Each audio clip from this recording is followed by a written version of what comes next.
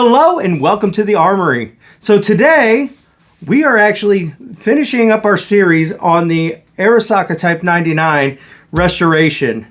I wish I could have said this was a conservation, but this was so far gone from being a conservation, it was a restoration. And we got her done. And that's what we're going to be showing you now is going to be the stock refinishing of our Arisaka.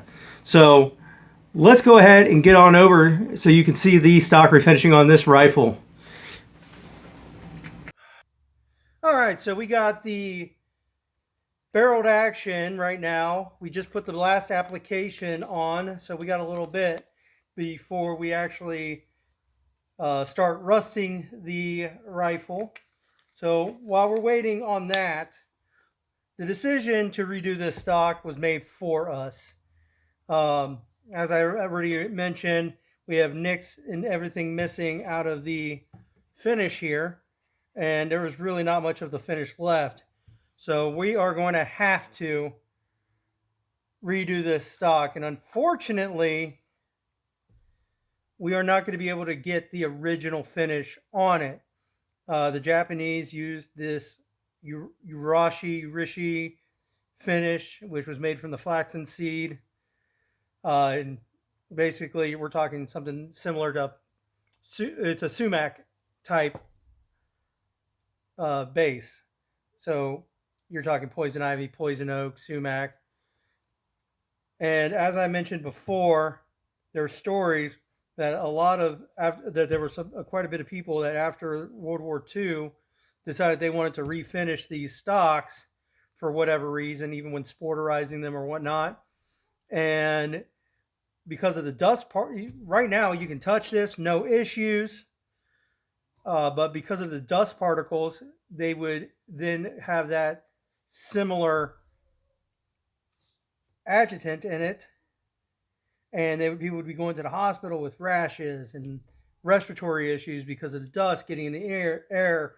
So we are out, instead of doing this in the main part of the shop where I normally am, I'm actually out in the garage because I'm home based. So I'm out in the garage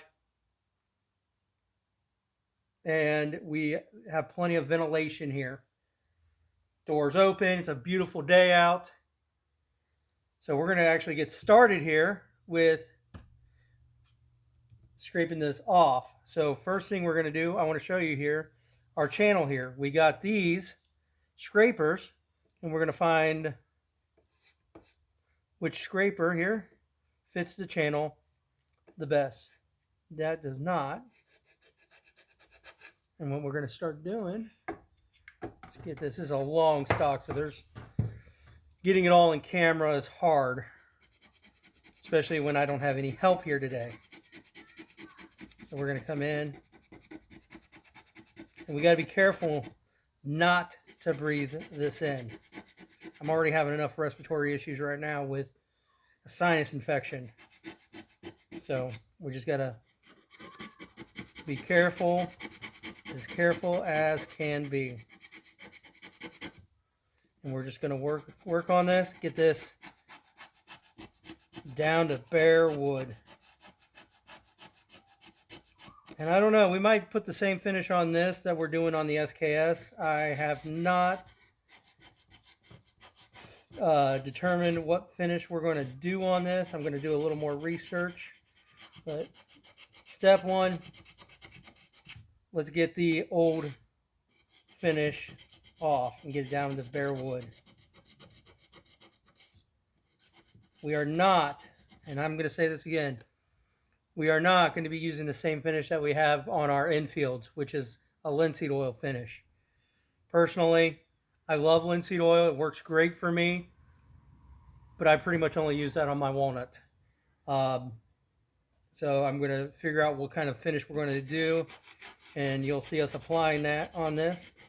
But let's keep at it.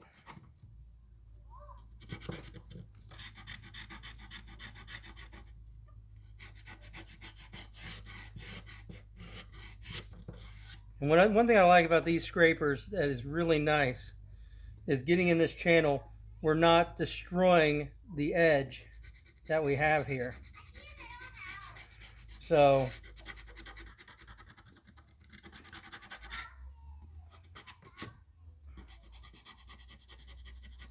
I can use the edge here on some spots as well to get. But for the main section, and I do like to move around. I do like to move around so I don't get hyper fixated in one spot.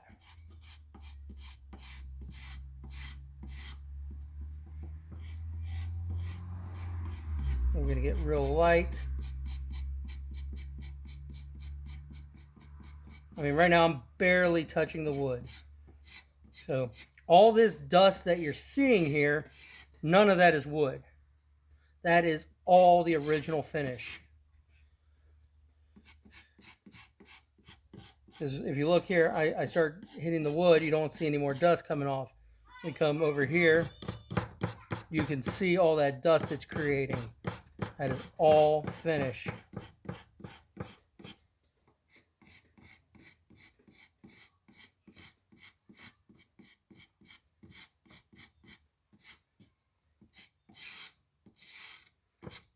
But because of usually when I do stock refinishing, I have my bare hands here. But because of, again, everything I just talked about, that's why we have gloves on, protecting our hands. So we're going to move on from that channel just so we don't get hyper fixated on it. And we are going to sharpen our scraper real quick. And I'll show you how we do that. So I got a vise over here, and we put it in the vise.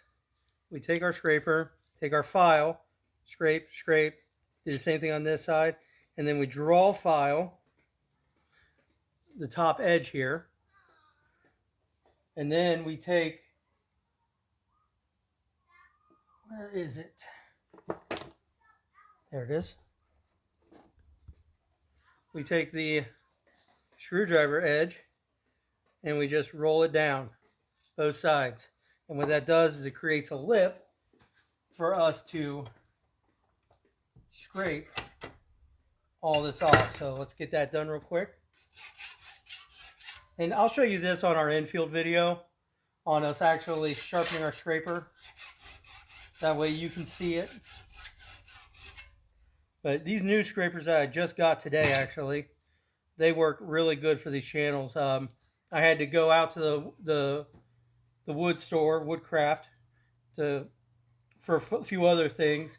And while I was there, I saw those. I'm like, you know what? I'm going to grab those while I'm here.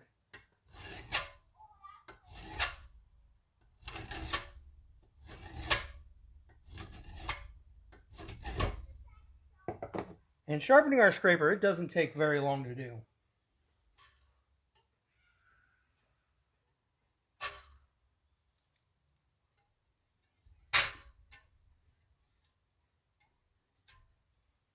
Alright, there we go. So, all we do, come in here. You tell me you didn't sharpen like you're supposed to? Is it because I'm at a wrong angle? Yeah, I'm at a wrong angle. Hold on.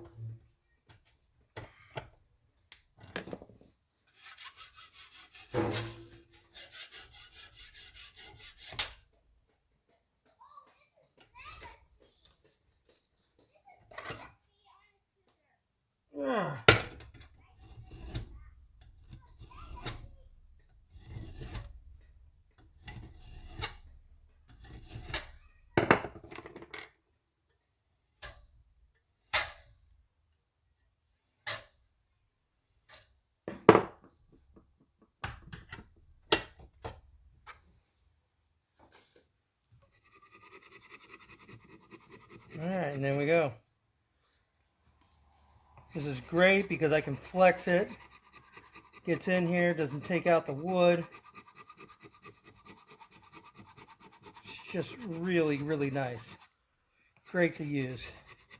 Honestly, I wish we could have gotten these two pieces of wood separated, but with what we're doing right now, this is actually working out great because we can get everything done evenly on this. And another reason I like using a scraper is if there's any kind of military markings, proof stamps, whatnot, this will not remove them like sandpaper will. Sandpaper will remove that layer of wood. This only removes the layer of varnish. So, as you can see here, we're only removing the varnish. We're not removing any wood at all.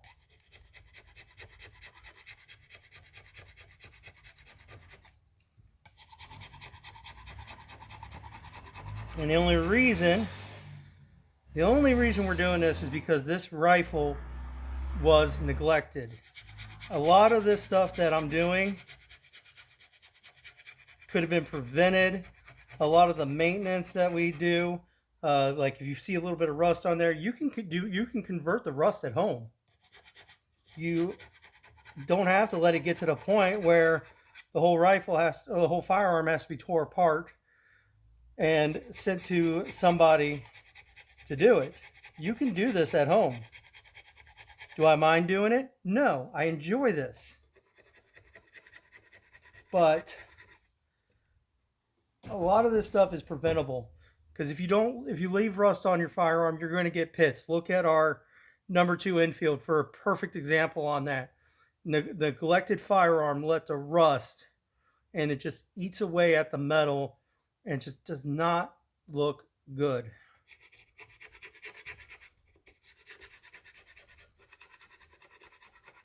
So a lot of this is preventative maintenance. I mean, you can clean your stocks. I know there's plenty of videos on how to take care of your stocks out there. I know Larry Potterfield from Midway USA, he's got plenty of videos on this kind of stuff, on your maintenance of your firearms.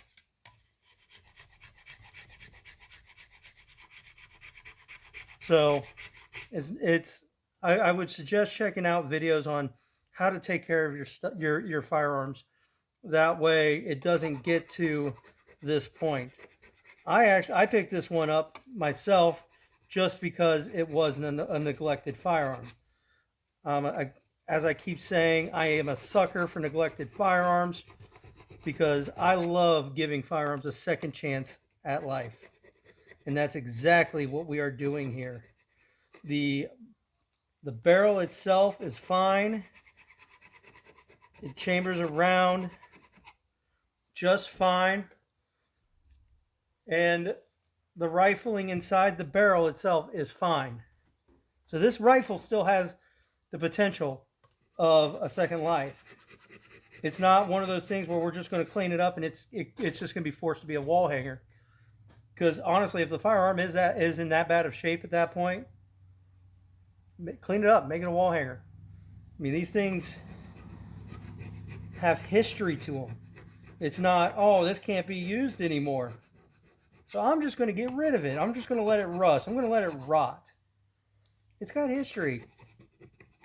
Especially if it was one that was not imported but actually brought back. So now you got real history on that. That's my rant. Now, this is not a quick process here. This is going to take a while to get all this off. But one thing we are not going to be using on this, like I don't use on any stock, I do not use sandpaper. I absolutely do not like using it. We will, however, if you look here, with all this dust and everything, this is acetone and a Scotch-Brite pad. It's the purple ones. I do use this, and it really helps with cleaning everything off. And if you want to see what it'll look like with linseed oil on it, this is pretty much what we would get with a linseed oil. And actually, that does not look too bad. I may reconsider. But again, as I said, we will look it over, see what we got. I like using acetone to clean this up, not water. Acetone, as you can see, dries up pretty quick. You can watch it dry in front of your eyes. Let's come up here while that's drying. And as I said, I like to move around. We're not going to get hyper fixated in one particular spot. And we really do not want to breathe. We do not want to be breathing in this dust. What I probably should have is a mask on, respirator kind of mask. That way I don't get it in my lungs if I get. But if I start having chest pains, whatnot, I know why. It's my fault. No one to blame but me. So as I said, we have this crack in the stock here. We will have to get this taken care of because as you saw, I went to go in, it caught. That means we're going to have to go this way.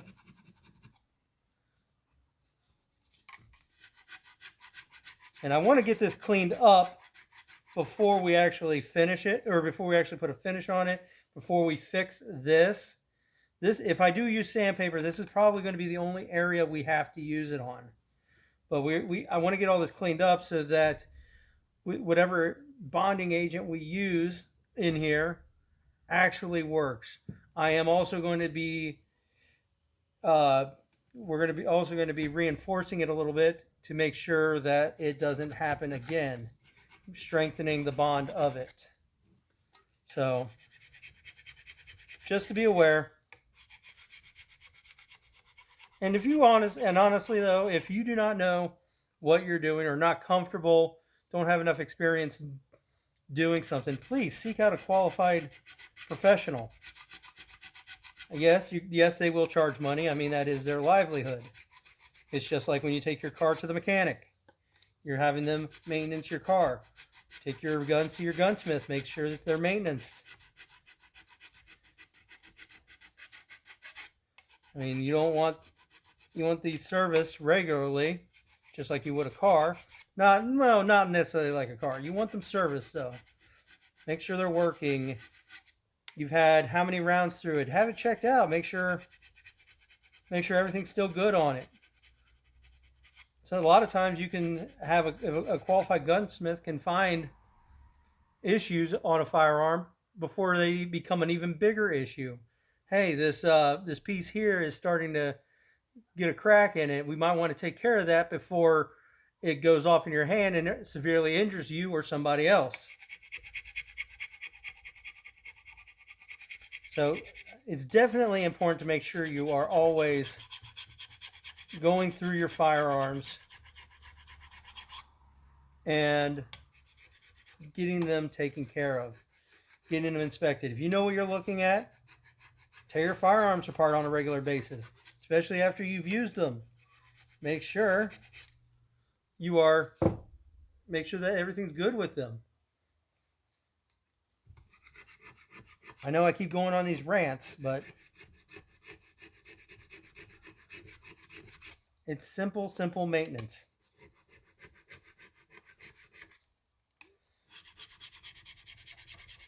All right. This little rant session has gone on for 18 minutes, so I am going to finish with the scraping here. And as I said, sometimes in some of these areas, let's use this for an example, I can come in here with one of these where this is having like a hard time, like and just start scraping with it as well. Like right here we have a little more of a rounded section. I have a little more control with this than I do on this one. Because if you look here,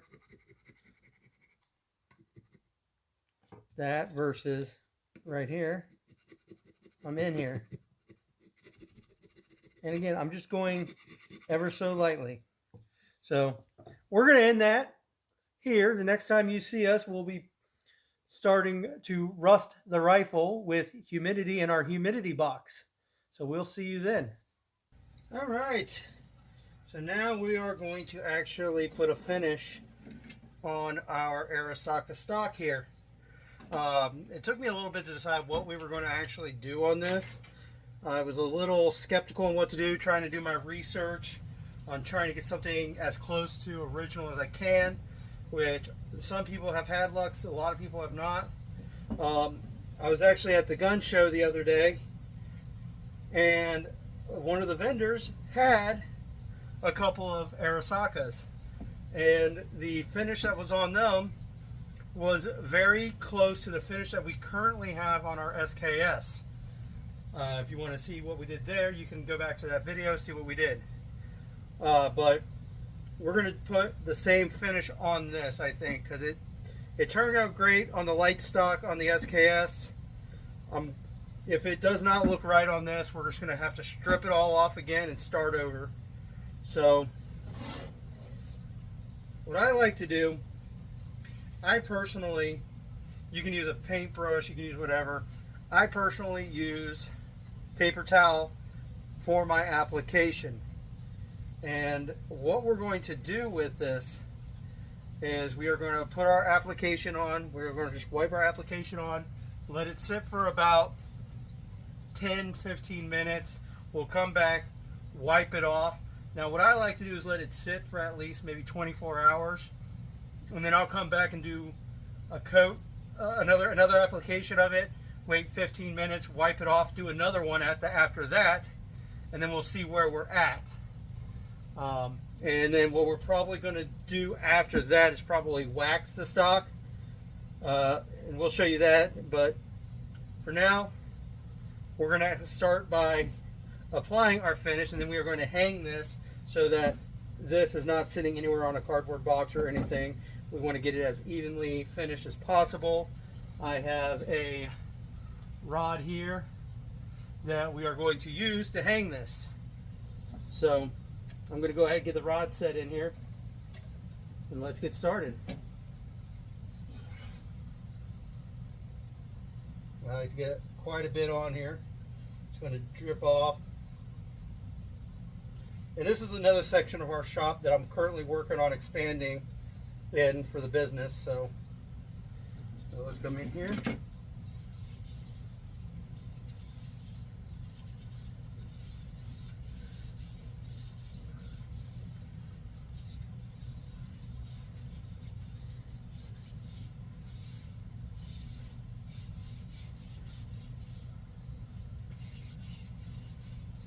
If you look, we still have original finish inside of here, and this is actually kind of close as is wet. So we will see what we have to do.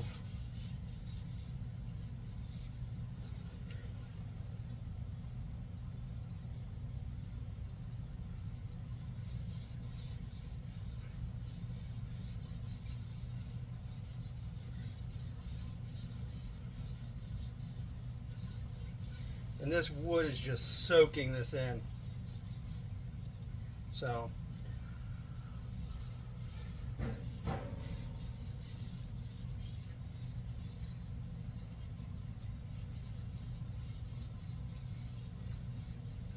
and this is not a one application job. So I would not think if you were going to do any kind of rifle, I personally would prefer multiple coats. So we're going to go ahead and just finish getting this, come back in about 15 minutes. We are going to wipe it off, and the next time you see this stock, it will be when we wax it. So we will see you there. Alright, so we finally got her done. Sorry it's been a while. We've actually had a lot going on around here between getting ready for a gun show and also working on customer guns. That's why we've been a little bit behind on getting our videos out. But we got the Arisaka done finally, and she turned out beautiful. So I've got a B-roll running right now for you where we're at the top. You should see the before, and below you should see the after. And she just turned out from a rusted hunk of junk to a beautiful, beautiful restoration. And as much as I really didn't want to go that far into it, this thing was just used, abused, put away, wet. But we got her back, and she's going to have a nice life here at the Armory Hub. So we do have other things that are going to be coming on. We did pick up an Argentine high power, so if you'd like to see a video on that, leave a comment below. Also, we have from a few customers, we got some shotguns here.